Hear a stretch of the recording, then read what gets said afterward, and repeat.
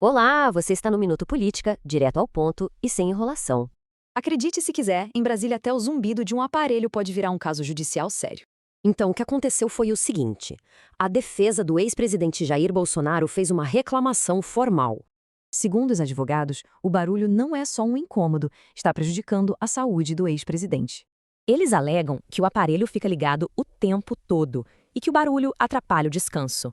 E essa reclamação foi parar direto na mesa do ministro Alexandre de Moraes, lá no STF.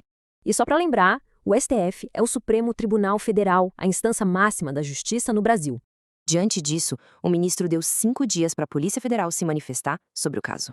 Ou seja, a PF precisa apresentar um laudo técnico explicando as condições reais da cela. Certo, mas vamos colocar em pratos limpos. Por que isso importa? A questão vai além do barulho. De um lado, temos a notícia, do outro, um princípio. O Estado deve garantir condições dignas a todos. A lei determina que a integridade física e moral de qualquer preso deve ser assegurada. Ponto. Nosso objetivo é levar informação clara para todo mundo, sem lado. Se essa proposta faz sentido, deixe um like. Agora, vamos à história por trás disso, para a gente entender o contexto completo da situação.